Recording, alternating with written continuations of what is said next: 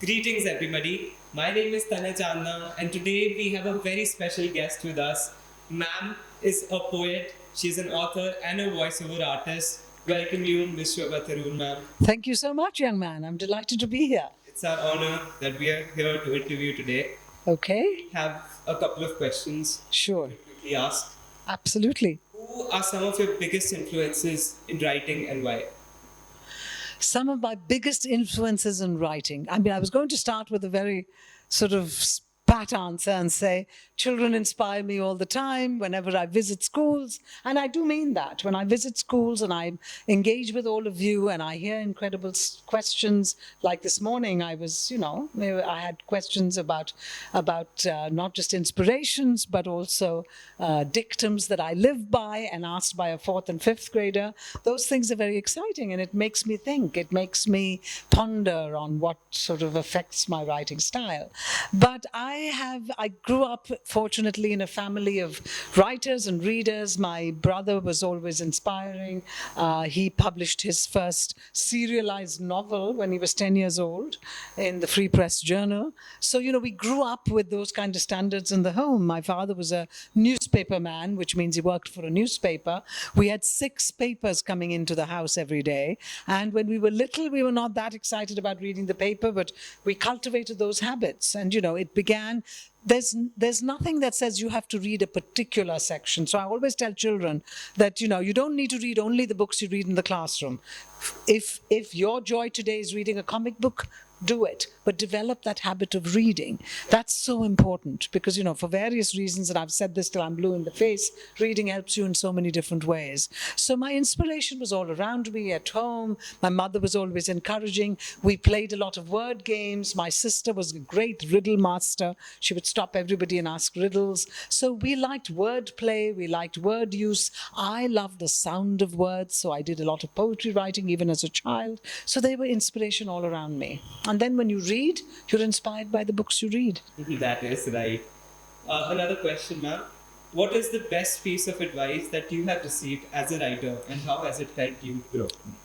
That's a very good question. I'm trying to think. As a child, I don't specifically remember advice from school. I know that memorizing as a habit is a very good habit.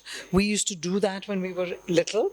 Now, not the kind of rote learning where you're just memorizing to answer for an exam, but the habit of memorizing poetry is reinforcing cadence, music, vocabulary, understanding rhythm. All of that happens when you memorize. And when I was a child, I memorized a lot of poetry. Today, I can't remember the poems I read aloud, whereas the ones I learned when I was a child, I still do. So those are good things.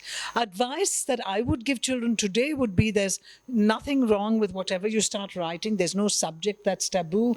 Write about your friends, write about whatever moves you.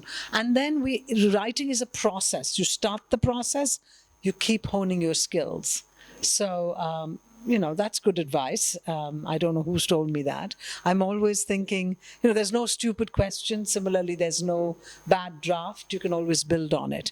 And then the other thing that I have read on my own, not necessarily something that was told to me, is that creativity is endless. The more you use, the more it forms. So we just have to keep doing it. One day at a time, one word at a time, bird by bird, as Anne Lamott said. Thank you so much, ma'am. Is that it? And now we have Beher. Oh, we have some more questions. Hi, Seher. Nice to meet you. It's Beher. Beher. It's Beher. Ah, okay. Lovely. That's unusual. So I want to ask you, how do you come up with ideas for your books? Are there any specific themes you enjoy exploring? So, I have different ideas because I've written very many different books. So if you are familiar with the books I've written picture books, which are specifically for non-readers, but then as you become a reader, you continue to read it. So the book grows with your growing, as they say, with your age. I've written an illustrated biography. I've written the book that we introduced today, which is a collection of poetry. I have written a hybrid. I've written a collection of stories. I've written stories that are 100-word stories. As you know, you can write 64-word stories. The whole idea of Flaubert's mot juste, which is the perfect word. when you write a short story, it doesn't necessarily mean that it's simple. It's that you've got to be very specific. So I love throwing challenges to myself. When you say, what are my themes? Every day I want to write something different. I love writing poetry, but I don't want to limit myself only to that.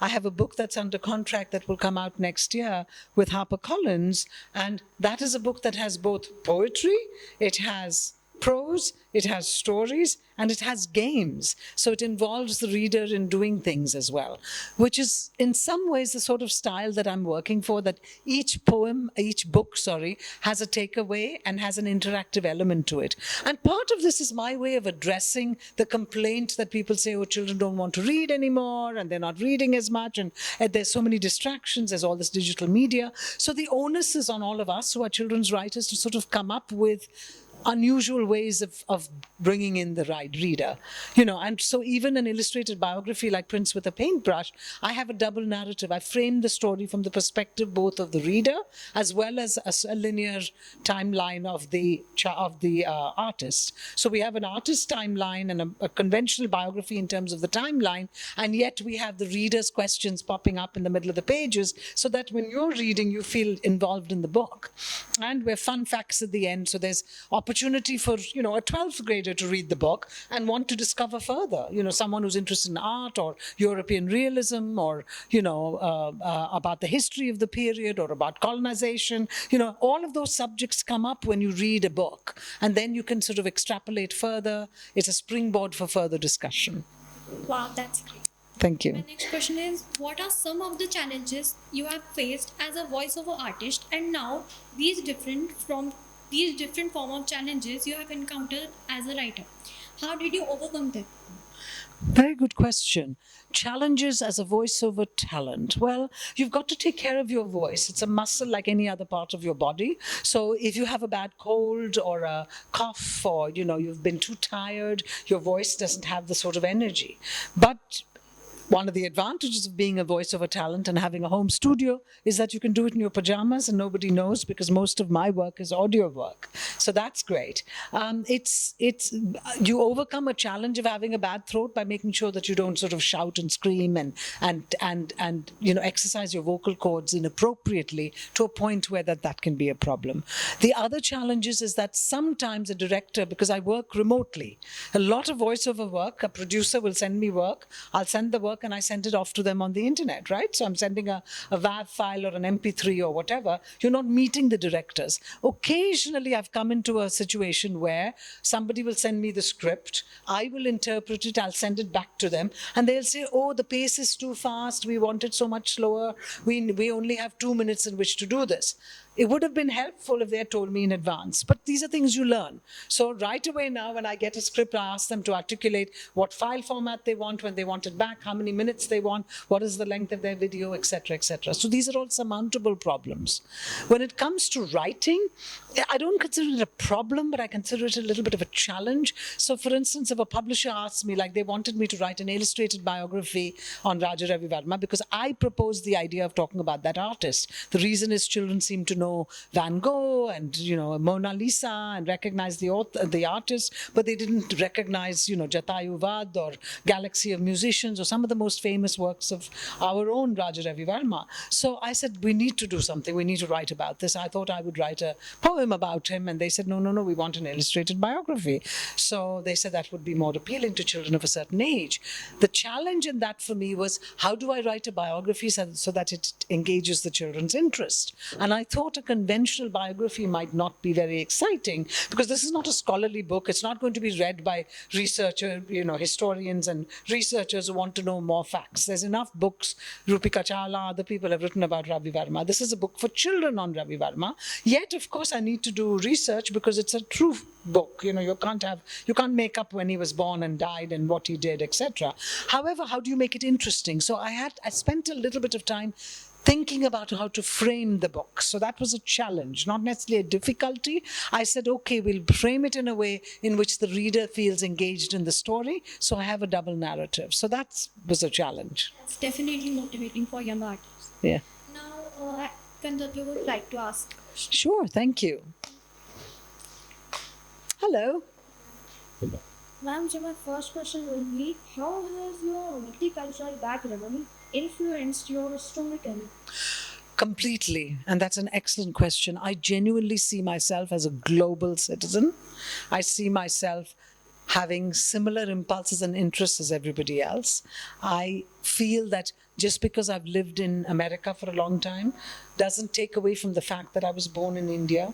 We are all far beyond our narrow domestic walls, to use Rabindranath Tagore's words. We are all global citizens today, not just me. We all have access to various things from all over the world. We all have access to the World Wide Web and the internet. We're reading about other cultures. So I've tried to use that global footprint of mine, that universal impulse of mine, to tell stories that should resonate across the spectrum of children and people from all over the world. So that is sort of my theme, the universal theme. Oh, my next question would be, did your family's widespread influence help in paving your way of success? I definitely think so. My family, my mother was one of those who was very ambitious for the children and always wanted us to do beyond what we did. My brother was a very huge inspirational force because he was a very high achiever as a child, and we were all good students, so we always tried to be just as good. Of course, parents were satisfied with his successes, so we got away with getting away with a little bit of mischief on the side. But my brother himself used to inspire me. I didn't say this to somebody, but when I was 11 years old, I was talking to him and I was describing something and I said, "Oh, that's very nice." And I still remember him telling me, why are you damning with faint praise? Can you not use a better adjective or adverb? So, the challenge that nice is not a good enough word. Think about something different. And, I had a publisher chasing me to write a biography for adults, and they wanted me to write a story of my mother's life. And I said, no, I don't want to do it. And my brother again told me, take it as a challenge and do it. So I told the publisher, I'm going to do it a completely different way than what you want. I'm going to talk about teachable stories in her life that will inspire the next generation, because that's the way I think. And if you're willing to allow me to do that kind of a biography, I will do it. And they said, okay. So, any challenge, if we come up with a logical way to approach that challenge, many people are amenable to listening. Thank you. Very welcome. Are you all from 12th grade? None of you told me which grades you are. I'm in eighth. 8th? Yeah, Tall girl. Are you in the basketball team? not really. So my question for today is, out of many feedbacks you must have received from the audience, is there any that touched your heart regarding your book? That's so sweet of you. Well, I've written 12 books, so not a particular book, but it always touches my heart when children come up to me and say that they have started writing. I've had children I've met in one school come to a book event and say, we met you in this school, you came to my classroom. And the sad thing is, I may not remember because I'm going to so many classes, meeting so many children, but once a parent told me, my child forced me to come to the bookstore with you because he heard you in school. So that's very touching when I can make that kind of a difference. Even one child is reading more books because of me. It's touching to the heart, is it not? Yeah. Yeah. So that's it for the question. It was an honor talking to you. Thank you for Thank coming. you. Hope you had a fun little session. I did, and I love engaging with students. I guess there's a child in all of us, and we want so much to learn from all of you as well. Thank you. Thank you.